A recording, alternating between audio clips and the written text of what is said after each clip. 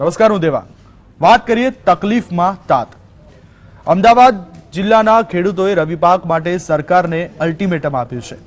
ફતેવાડી કેનાલમાં પાણી નહીં આપો તો સમગ્ર જિલ્લાના ખેડૂતો પ્રચંડ જળયાત્રા કાઢશે. 300 ગામોમાં સભા અને આંદોલન કરશે તેવી ચીમકી ઉચ્ચારી છે. ખેડૂતો ફતેવાડી અને ખારીકટ કેનાલને નર્મદા કમાન્ડમાં સમાવવાની માંગ કરી રહ્યા છે.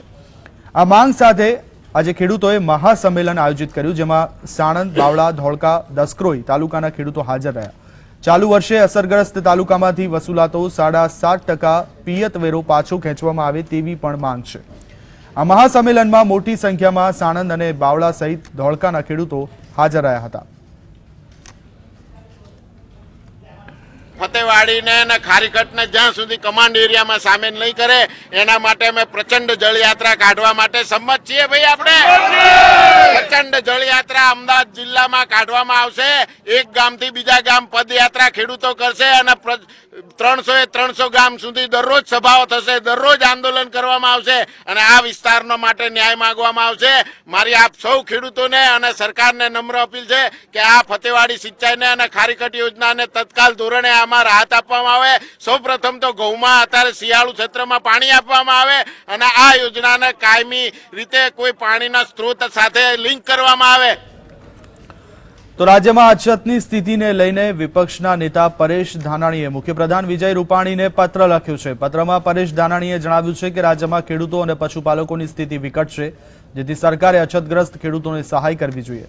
રાજ્યમાં 30 દિવસમાં 18 ખેડૂતોએ આત્મહત્યા કરી છે, જેથી સરકારે રાજ્યના ખેડૂતોના દેવા માફ કરવા જોઈએ. આ ઉપરાંત પશુપાલકો અને ખેડૂતોના પુત્રની ફી માફ કરીને શિક્ષણ આપવામાં આવે તેવી કોંગ્રેસ દ્વારા માંગ કરવામાં આવી છે.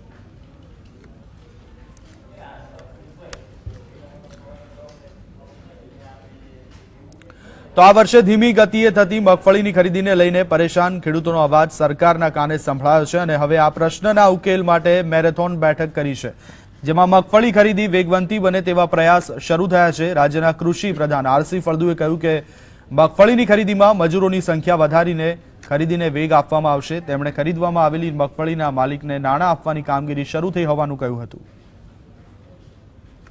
કેટલાક વિસ્તારોમાં મજૂરો ઓછા હોવાના કારણે જે ખેડૂતોને દરરોજ એસએમએસથી બોલાવવામાં આવે છે એ ખેડૂતોને અગવડતા પડતી હતી, એટલી મગફળી જોખાતી નહોતી. એ વિષયો ફરિયાદના સ્વરૂપે કિસાન સંઘ દ્વારા પણ અમારી પાસે આવ્યા હતા. જિલ્લાના વહીવટીતંત્ર દ્વારા પણ અમારી પાસે રજૂઆતો આવતી હતી. એના સંદર્ભમાં ગઈકાલે એક ખૂબ મેગા બેઠક કરી અને જરૂરી સૂચનો કર્યા છે, જરૂરી સૂચનાઓ કરી છે અને એ પ્રમાણે મજૂરોની સંખ્યા વધારીને જે સેન્ટરોમાં વધુ રજીસ્ટ્રેશન થયું છે ત્યાં ઝડપ આવે અને 90 દિવસમાં આ કામ સંપન્ન થાય એ દિશામાં મહત્વના નિર્ણયો અને સૂચનાઓ થઈ છે. એક પણ ખેડૂતોની મગફળી વેચ્યા વગરની બાકી નહીં રહે. ટોટલી ખેડૂતોની મગફળી રાજ્ય સરકાર ટેકાના ભાવે ખરીદશે. ગઈકાલે જ પણ અમારી કૃષિ વિભાગ અને પુરવઠા વિભાગની મિટિંગ હતી અને એમાં વધુ ખેડૂતોને એક દિવસમાં મગફળી ખરીદાય માટે આખું આયોજન પણ કરવામાં આવ્યું છે અને આગામી 2-3 દિવસમાં એક સેન્ટર ઉપરથી 150થી વધારે ખેડૂતોની મગફળી ખરીદાય માટે સમગ્ર આખી પ્રક્રિયા ગોઠવી રહ્યા છે. એટલે માનું છું ત્યાં સુધી અત્યારે એક પણ જગ્યાએ સેન્ટર ઉપર ક્યાંય મુશ્કેલી નથી. તો સૌરાષ્ટ્રમાં ખેડૂતોની આત્મહત્યાનો સિલસિલો યથાવત છે. સુરેન્દ્રનગરના સાયલામાં વધુ એક ખેડૂતે આપઘાત કર્યો છે. સમગ્ર નવેમ્બર મહિનાની વાત કરીએ તો 2 નવેમ્બરે પોરબંદરમાં, 13 નવેમ્બરે દ્વારકામાં, 16 નવેમ્બરે સુરેન્દ્રનગરમાં, ત્યારબાદ 24 નવેમ્બરે જૂનાગઢમાં, 25 નવેમ્બરે રાજકોટમાં, જ્યારે આજે સાયલામાં વધુ એક ખેડૂતે આપઘાત કરતા ચકચાર મચી છે. આ તમામ કિસ્સાઓમાં આર્થિક સંકળામણ, પાક નિષ્ફળ જવો જેવા કારણો જવાબદાર છે.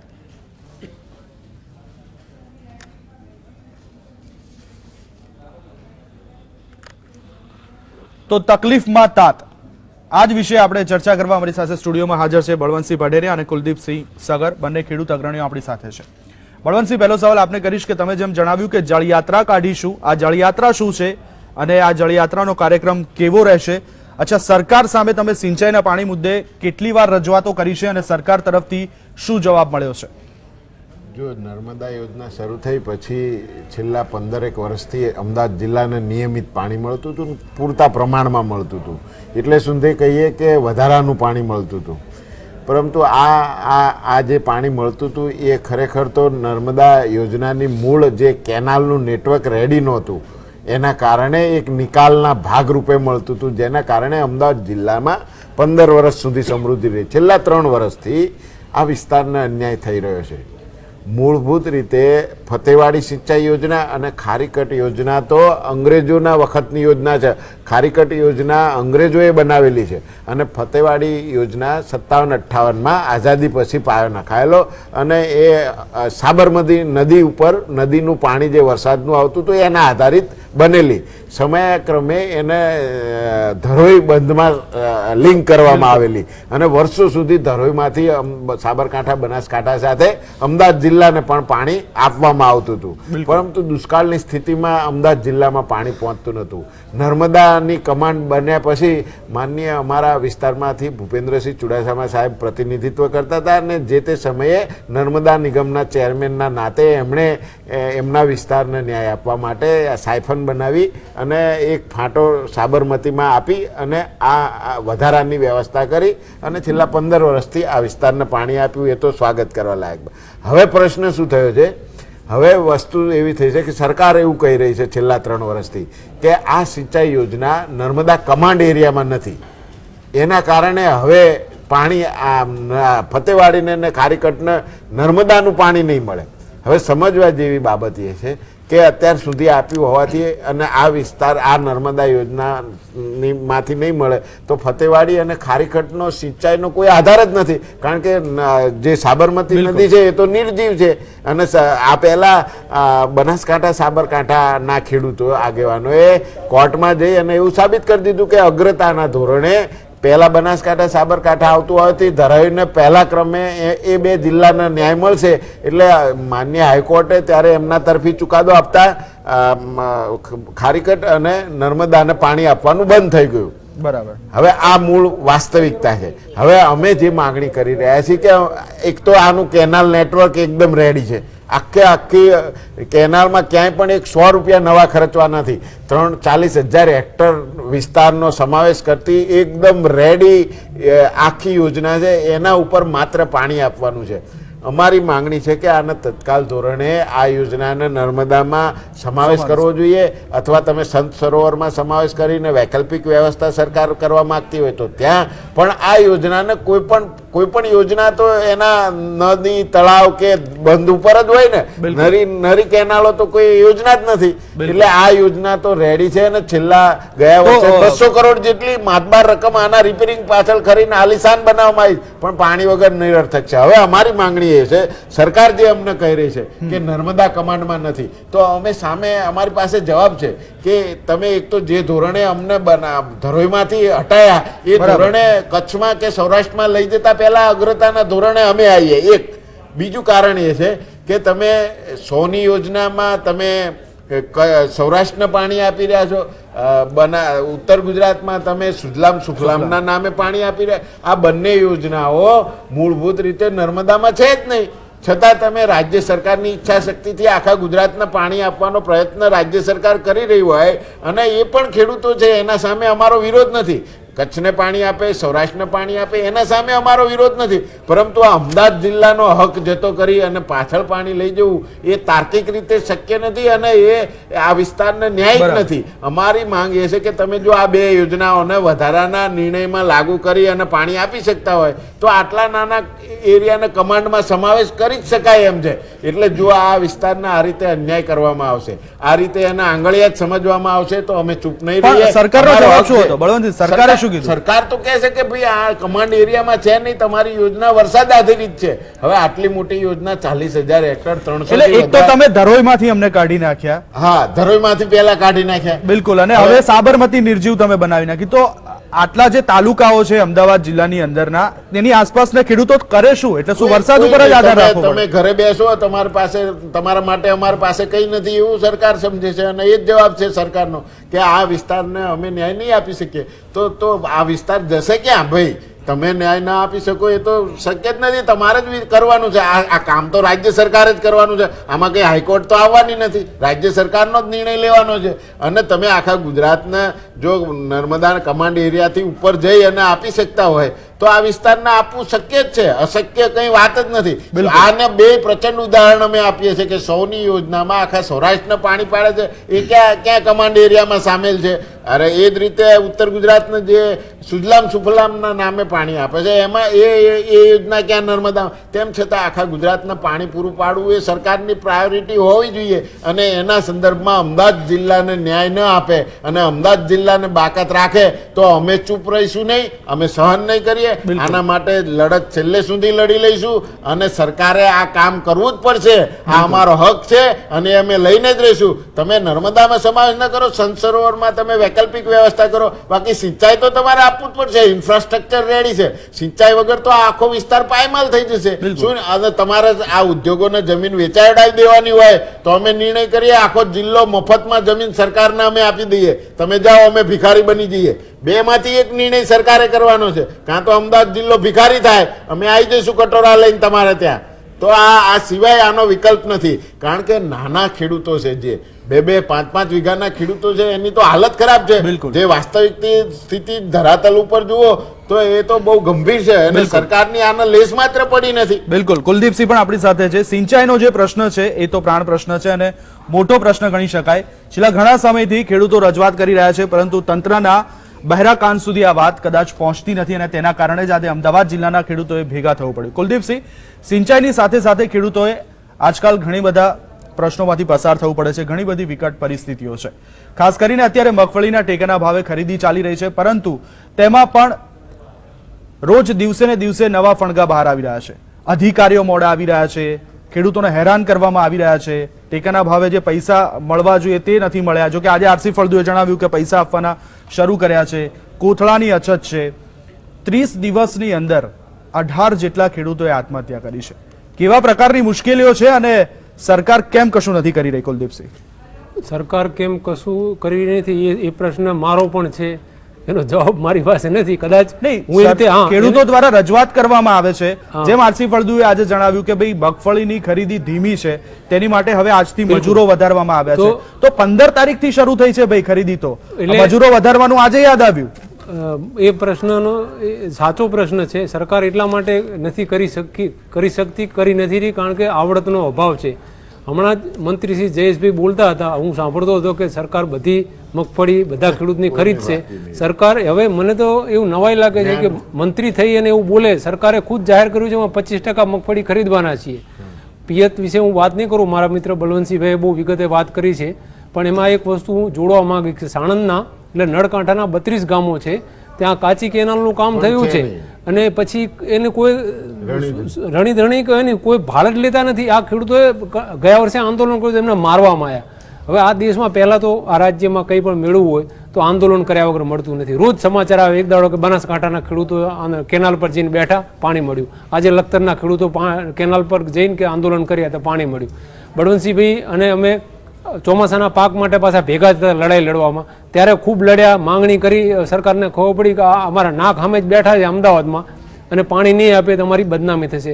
પાણી માંડ આપ્યું. હવે ફરી પાછું રવિ પાક આવ્યો એટલે ફરી માંગણી કરવાની. એટલે રોજ રોજ સાસવારે અમારે માંગણી કરવા જઈએ તો જ મળે. મૂળ વાત મગફળીના ટેકાની બીજા પ્રશ્નોની જે વાત છે, એમાં કયો પ્રશ્ન નથી જેમાં ખેડૂત પરેશાન ના હોય અને સરકાર એને ધ્યાન આપતી હોય? કેટલાક પ્રશ્નો, જો પાક વીમાની વાત છે, સરેઆમ નિષ્ફળ ગયેલી યોજના છે. પાણી આપણે વાત કરી, કોઈ જગ્યાએ સમયસર મળતું નથી. દુષ્કાળ જાહેરાત, લોકો કંટાળી જાય, માંગણી કરે, રોકકડ કરે ત્યારે એમના દુષ્કાળ એરિયા જાહેર કરવામાં આવે છે. ટેકાના ભાવનું આપણે બધાને ખબર છે શું ચાલે છે. આજે તમે ગોંડલમાં માર્કેટ યાર્ડ હરગ્યું, આ તો શરૂઆત થઈ ગઈ છે. આ માર્કેટ યાર્ડ હરગવાની શરૂઆત થઈ ગઈ. જોજો આગળ શું થાય. જમીનમાં આપણીમાં લોચા થયા, દૂધના ભાવ ઓછા કર્યા, કઈ જમીન અને દેવા માફીમાં ખેડૂત પરેશાન છે. કઈ બાબતે ખેડૂત જે શાંતિ છે અને સરકાર એમની વાતો સાંભળતી હોય? કુલદીપસિંહ, આમ તો સરકાર ખેડૂત લક્ષી સરકાર હોવાના દાવા કરે છે. સરકાર એવું પણ જણાવે છે કે આ પહેલા ભૂતકાળમાં ક્યારેય કોઈ સરકારે આટલા ભાવે ટેકાના ભાવે ખરીદી નથી કરી ને આટલા મોટા પાયે પણ ખરીદી નથી કરી, પરંતુ આ સરકાર કરી રહી છે. એમાં તો આ સરકાર કરી ઉપકાર તો કરતી નથી. ચૂંટણી ઢંઢામાં ચોખ્ખું કીધું હતું, ઢંઢેરામાં 2014માં જ્યારે લોકસભાની ચૂંટણી થઈ ત્યારે કે અમે ટેકાના ભાવ લાગુ કરશું. MS સ્વામીનાથને કીધું એ રીતે લાગુ આ રીતે કર્યા, આ લોકોએ કર્યા નથી. અને કર્યા છે થોડા ઘણા, તો એમાં કોઈ અહેસાન તો કર્યો નથી. પહેલાંની સરકાર નથી કરતી તો સારું કર્યું, નથી કરતી તમે કરો ને. હવે પહેલાંની સરકારને જવા દો. અત્યારે તમારા લગ્ન થાય છે તમારા જ ગીતો ગવાશે. એ કોંગ્રેસની એમની ભૂલોનું એમને પરિણામ મળી ચૂકેલું છે. એટલે અત્યારે કોંગ્રેસે શું કર્યું શું નથી કર્યું આપણે બધાને ખબર છે. અત્યારે તમારી પાસે તમે જંગી બહુમતી જીતેલા છો લોકસભામાં અને વિધાનસભામાં પણ તમારી બહુમતી છે. તો સર લોકોની તમારી પાસે અપેક્ષાઓ ગેરવ્યાજબી તો છે નહીં. 2022માં કે બમણી આવક કરશું અમે, બરાબર. અત્યારે ખેડૂતની આવક 3000 રૂપિયા મહિને છે સરેરાશ આવક. આપણા દેશના ટોટલ જે આવક ખેડૂતો સરકાર પાસે અપેક્ષા રાખી રહ્યા છે અને રાજ્યમાં પણ ભાજપની સરકાર, કેન્દ્રમાં પણ ભાજપની સરકાર, એટલે ખેડૂતોની પણ ક્યાંક અપેક્ષા વધી છે. પરંતુ આ બધી અપેક્ષાઓ વચ્ચે ક્યાંક સરકાર પોતે ખેડૂત લક્ષી હોવાના દાવા કરે છે, પરંતુ ખેડૂતો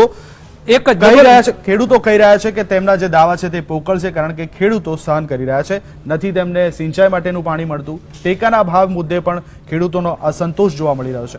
ઘણા બધા પ્રશ્નો છે, આ પ્રશ્નો વિશે ચર્ચા કરીશું એક બ્રેક બાદ.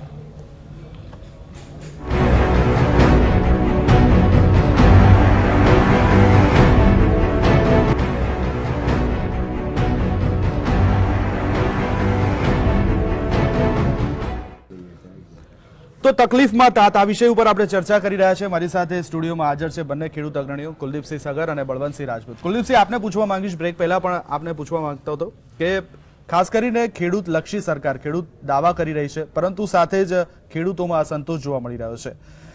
અસંતોષ એટલા માટે કે સરકાર સામે તમે જે માંગણી કરી રહ્યા છો તે સરકાર દ્વારા પૂરી કરવામાં નથી આવતી. તો શું હવે મહારાષ્ટ્રવાળી ખેડૂતોએ કરવી પડશે, રસ્તા ઉપર ઉતરવું પડશે, તો જ કદાચ સરકાર તમારી વાત માનશે? અને બીજી વાત એ કે કદાચ રસ્તા ઉપર પણ ઉતરો, પરંતુ ખેડૂત સંગઠનોમાં પણ ક્યાંક વિરોધાભાસ જોવા મળી રહ્યો છે. તો કેવી રીતે તમારી માંગ સંતોષાશે? રસ્તા પર ઉતરવાની જ્યાં સુધી વાત છે, ખેડૂતો ઓલરેડી રસ્તા પર ઉતરી ચૂક્યા છે. મહારાષ્ટ્રની પેટર્ન જે છે, એક સાથે લોકો 30,000 40,000 મુંબઈ સુધી પહોંચે એવું અહીંયા ગુજરાતમાં હજુ સુધી થતું નથી. પણ તાલુકા લેવલે અને ગામડાના લેવલે ખેડૂતો પરેશાન છે, કેનાલ પર જઈને હડતાલ કરે છે, ભૂખ હડતાલ પર બેસે. આ ખેડૂતો રોડ પર આવ્યા જ કહેવાય ને, અને હજુ આ વધતું જશે. એટલે એમની મેળે લોકો ગાંધીનગર, અમદાવાદ કૂચ કરવાના જ છે. હમણાં બળવંતસિંહભાઈ આપણે સાંભળ્યા, અમને ટીવીમાં બોલતા હતા કે આ મોટું આંદોલન છેડશે. હવે તમારી વાત તમે પૂછતા હતા કે ખેડૂત લક્ષી સરકાર છે, ખેડૂત તરફી સરકાર છે. એ કહેવું અને હોવું બે વચ્ચે બહુ મોટો ભેદ છે. ખેડૂત તરફી જો સરકાર હોય તો આ ખેડૂતો રોજે રોજ પરેશાની, આ ટીવીમાં લોકો ફરિયાદ કરતા હોય છે, તમે સમાચાર આપતા હોય છે, પેપરમાં તમે રોજ ખોલો અને રોજ ખેડૂતોના પ્રશ્નો આવે છે, ખેડૂતોની આત્મહત્યા થાય છે. જો ખેડૂત તરફી સરકાર હોય તો આવું બધું થવું ના જોઈએ. બીજું, આ લોકો કે 2022માં બમણી આવક કરવાની. પણ કુલદીપસિંહ, ક્યાંક એવું પણ સરકાર કહી રહી છે કે ખેડૂતોની અપેક્ષા વધી ગઈ છે. અપેક્ષા નહીં, એમણે જ કીધેલું છે 2022માં બમણી આવક કરવાની. અત્યારે ખેડૂતની સરેરાશ આવક 3000 રૂપિયા છે. એક મિનિટ બળવંતસિંહભાઈ, તો 2022માં તમે 6000 આવક કરશો તો આ 6000 એક ખેડૂતની આવક થાય તો આ મજાક છે કે નથી? આ કેટલી મોટી મજાક છે. બીજું, હમણાં ફળદુ સાહેબ કહેતા હતા કે ટેકાના ભાવે જે મગફળી ખરીદાઈ છે એના ચૂકવણા ચાલુ થઈ ગયા. તમે તો કહેતા 24 કલાકમાં પેમેન્ટ થશે. ચૂકવણી ખરીદી કરવાનું તો 15 દિવસ પહેલા ચાલુ કર્યું છે. તો હજુ તમે પૈસા આપો છો ને ગયા વર્ષના પૈસા હજુ મળ્યા નથી. એ પણ આપણે યાદ રાખવું પડશે ને. બિલકુલ. ચલો બળવંતસિંહભાઈ, આપને પણ પૂછીશ કે જળયાત્રાની તમે વાત કરી, આ જળયાત્રા તમે કાઢશો, અચ્છા, મહારાષ્ટ્રમાં પણ જે રીતના ખેડૂતો બહાર નીકળ્યા હતા અને સરકારનું જે રીતના નાક દબાવ્યું હતું, પછી સરકારે ઝૂકવું પડ્યું. ગુજરાતમાં પરિસ્થિતિ કંઈક અલગ છે, કારણ કે ખેડૂત સંગઠનો એક નથી. એના કારણે ક્યાંક સરકાર તમારી વાત નથી સાંભળી લઈ. આ જળયાત્રાનો પણ જો કદાચ ફિયાસ્કો થશે તો કદાચ સરકાર તમારી વાત નહીં સ્વીકારે. બિલકુલ, ખેડૂતો સંગઠિત નથી અને ખેડૂતો સાથે નીકળતા નથી. એની એક ખામી છે.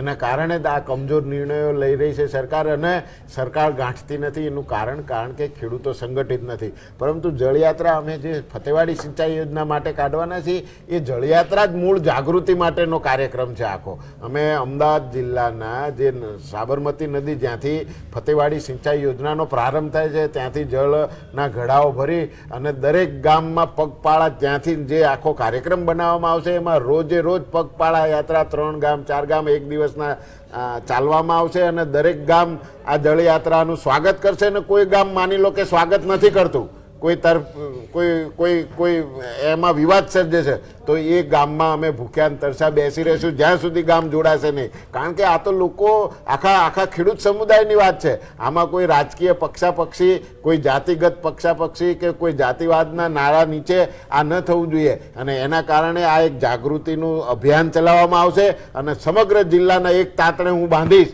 અને આખા અમદાવાદ જિલ્લામાં નર્મદામાં ફતેવાડી સિંચાઈ યોજનાને સામેલ કરે અથવા તો એની વૈકલ્પિક વ્યવસ્થા આપે. અમને 3 જે ખરીફ અને શિયાળુ રવિ પાકમાં કમસે કમ 2 પાકમાં અમને રેગ્યુલર પાણી મળવું જોઈએ, સમયપત્રક મુજબ પાણી મળવું જોઈએ અને આ વિસ્તારના ખેડૂતો પોતાની જમીન વેચવા મજબૂર ન બને અને એમાં ખરેખર ખેતી કરે.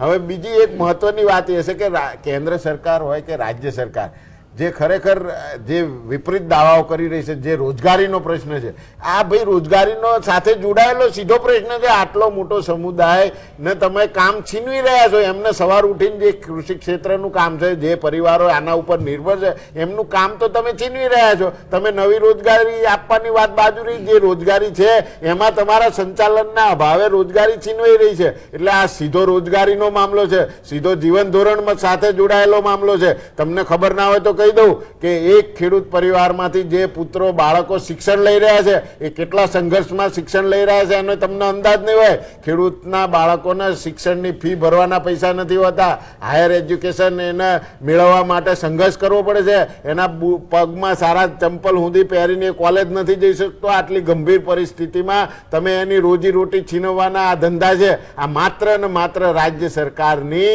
આવડતનો એક ઉત્તમ નમૂનો છે. બિલકુલ, એટલે જ એને જગતનો તાત કહેવામાં આવે છે, કારણ કે આ તાત ઘણું બધું વેઠીને પણ લોકોને જીવન જરૂરિયાતની ચીજ વસ્તુઓ પૂરી પાડતો હોય છે, પોતે પરસેવો પાડીને પણ લોકોને અનાજ પહોંચાડતો હોય છે. પરંતુ આ તાત અત્યારે મુશ્કેલીમાં મુકાયો છે.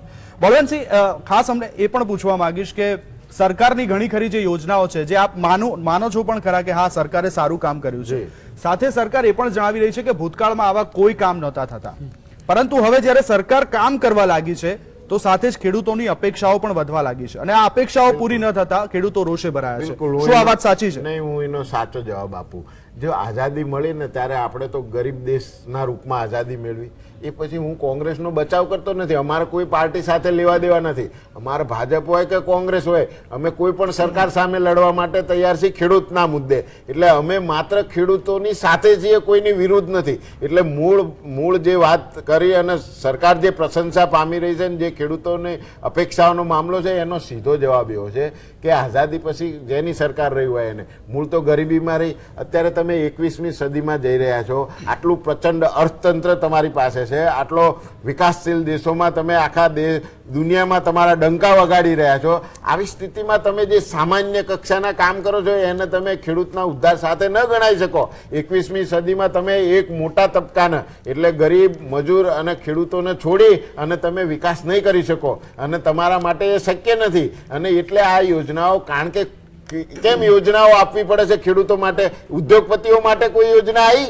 ઉદ્યોગપતિને લોન આપવી પડે છે તમારે નાની 2-2 લાખની? નોકરીવાળાને જે જીવન જરૂરી છે એ વસ્તુ અલગ છે, પણ એને પોતાને સર્વાઈવ કરવા, બચવા માટે એને કોઈ તમે યોજનાઓ નથી. માત્ર ખેડૂતોને બચાવવા માટેની યોજનાઓ હોય છે જે પણ ત્યાં સુધી પહોંચતી નથી. કારણ કે જેટલી યોજનાઓ જાહેરાત કરવામાં આવે છે એને લાગુ કરવામાં અનેક વિટંબણાઓ છે. એટલે ખેડૂત સુધી આ યોજનાઓનો પૂરેપૂરો લાભ પહોંચતો નથી. એ આખો વિષય અલગ છે. તેમ છતાં સરકાર જો એવું કહેતી હોય કે અગાઉની સરકારોએ નથી કરી, તો તારે જે 25 વર્ષથી ભારતીય જનતા પાર્ટી ઉપર આ પ્રદેશની જનતાએ વિશ્વાસ મૂકેલો છે એમણે નથી કર્યું, એટલા માટે તો તમને લાવવામાં આવ્યા છે. હવે તમે નહીં કરો તો કોણ કરશે? અને તમે માની લો કે એક મારો પરિવાર છે, મારા પરિવારના મારા બાળકને હું પેન્ટ લાવી દઉં, ચડ્ડી લાવી દઉં, શર્ટ લાવી દઉં, એના ઘડિયાળ લાવી દઉં, તો શું આખો દિવસ જાહેરાત કર્યા કરું હું ઘરમાં કે અમે બોર્ડ લગાવીએ કે મેં ગયા વર્ષે તમને ઘડિયાળ લઈ આપી હતી, ગયા વર્ષે તમને ચડ્ડી લઈ આપી હતી? તો પ્રાથમિક અને જરૂરિયાતના કામ છે એના માથે આ શેની ડંફાસો મારો છો તમે? સમયનો અભાવ છે એટલે મારે એક સવાલ હવે કુલદીપસિંહને પણ પૂછવો છે. કુલદીપસિંહ, શું કહેશો કે સરકાર અને વિપક્ષ ખેડૂતોના મુદ્દે રાજકારણ રમી રહી છે? કારણ કે ખેડૂત પણ જણાવી રહી છે કે તે ખેડૂતલક્ષી છે, તો સાથે વિપક્ષ પણ કહી રહ્યું છે કે તે ખેડૂતલક્ષી છે. એ તો બંને પક્ષો વર્ષોથી કહેતા આવે ને કે આમાં કંઈ નવાઈ પણ નથી, પણ આપણે જોવું જોઈએ અત્યારે સ્નેહ મિલનો ચાલી રહ્યા છે અને બંને પક્ષો બીજી છે સ્નેહ મિલન કરવામાં અને ખેડૂતો પરેશાન છે. અમારા જેવા બોલે આ સરકાર એટલે ભાજપની સરકાર ને, સરકાર જે બને આપણી સરકાર છે. એક મિનિટ, બધાની આપણી સરકાર છે. આપણી સરકારની ટીકા આપણે કરવી જોઈએ. એટલે ભાજપની ટીકા ને કોંગ્રેસની તારીફ નહીં ગણવાની, આ મારે તમને ચોખ્ખું કેવું છે. ના, એક વિપક્ષ તરીકે પણ કોંગ્રેસ હંમેશા ખેડૂતોની પડખે ઉભો રહ્યું છે, કારણ કે કોંગ્રેસના નેતા અત્યારે છે નહીં તો એમને ડાયરેક્ટ પૂછી લે. વિપક્ષ નિષ્ફળ ગયો છે તો જ આ ખેડૂતો પરેશાન, ખેડૂત શાસક પક્ષથી બી પરેશાન છે અને વિપક્ષથી પણ પરેશાન છે. બિલકુલ સાચી વાત કરી કુલદીપસિંહ. વિપક્ષની જવાબદારી જે સ્થિતિમાં નિભાવવી જોઈએ એમાં કોંગ્રેસ કાચી પડી રહી છે. કારણ કે 70 ધારાસભ્યો હોવા છતાં ખેડૂતોના મુદ્દે, મજૂરોના મુદ્દે, શિક્ષણના મુદ્દે, ચાહે ખેડૂતોના પ્રશ્નો હોય, ચાહે સામાન્ય વર્ગના પ્રશ્નો હોય, મધ્યમ વર્ગની સ્થિતિ ખરાબ છે આ રાજ્યમાં, ખેડૂતોની સ્થિતિ ખરાબ છે, મજૂરોની સ્થિતિ ખરાબ છે. આ તમામનું પડઘો ધારાસભામાં પડવો જોઈએ, જેમાં કોંગ્રેસ નિષ્ફળ રહી છે. કોંગ્રેસ રોડ ઉપર આવવામાં નિષ્ફળ રહી છે. કોંગ્રેસ આળસુ પાર્ટી છે, એમાં અમને કહેવામાં શરમ બિલકુલ નથી. જે સ્થિતિમાં કોંગ્રેસે એની ફરજ નિભાવવી જોઈએ એમાં જરૂર કાચી પડી રહી છે. એમણે મેદાનમાં આવવું જોઈએ, લોકોની તરફેણમાં આવવું જોઈએ અને પ્રચંડ રીતે આવવું જોઈએ. કોંગ્રેસના કાર્યકર્તાઓએ આ બાબત સમજવી જોઈએ. તમારા અસ્તિત્વ માટે પણ તમારા લોકો સાથે રહેવું પડશે. ભારતીય જનતા પાર્ટીના કાર્યકર્તાઓ તો એમનું કામ કરે છે, એ બચાવની મુદ્રામાં છે અને સારી રીતે એમનો સરકારનો બચાવ કરે છે. અને આ સ્થિતિમાં વચ્ચે લોકોનો મરો છે તમારી પાર્ટીઓમાં. એટલે કોઈ રાજકીય પક્ષો પાસે અમે અપેક્ષા રાખતા નથી. તેમ છતાં સૌએ પોતાની જવાબદારી નિભાવવી જોઈએ. સરકારમાં જે ચૂંટાયેલા છે એમણે લોકો માટે કામ કરવું જોઈએ અને વિપક્ષે એના પ્રશ્નોને લઈ અને પ્રચંડ રોડ ઉપર આવવું જોઈએ. પરંતુ કમનસીબી છે કે અમારે ખેડૂતોના આગેવાનો તરીકે અમારે લડવું પડે છે. ખેડૂતો, સામાન્ય ખેડૂતો રોડ ઉપર લડી રહ્યા છે. સૌ ખેડૂતોના કોઈ આગેવાન નથી. કિસાન સંઘ નામની જે સંસ્થા હતી એ તો ભારતીય જનતા પાર્ટીની હતી. સરકાર આવતા એનું વિલય થઈ ગયું છે. ખેડૂતોનો અવાજ અત્યારે મીડિયા બની ચૂક્યો છે. મીડિયા એકમાત્ર આ અમારું આધાર છે જે અત્યારે આખા ગુજરાતમાં અને સરકાર સુધી વાચા આપી રહ્યું છે. બિલકુલ. બળવંતસિંહ અને કુલદીપસિંહ, આપ બંને આ ચર્ચામાં ભાગ લીધો તે બદલ આપનો આભાર. તો દર્શક મિત્રો, આપણે જાણ્યું કે જગતનો તાત અત્યારે કેટલો મુશ્કેલીમાં છે. સરકાર અને વિપક્ષ બંને દાવા કરી રહ્યા છે કે બંને ખેડૂત લક્ષી છે, પરંતુ જગતનો તાત અત્યારે પીસાઈ રહ્યો છે. ખબર નહીં ક્યારે જગતના તાતને સહાનુભૂતિ મળશે, એ તો આવનારા દિવસોમાં જોવાનું રહેશે. વેલ, ચર્ચામાં અત્યારે બસ આટલું જ. વધુ સમાચાર અને અપડેટ માટે આપ જોતા રહો GS TV. નમસ્કાર.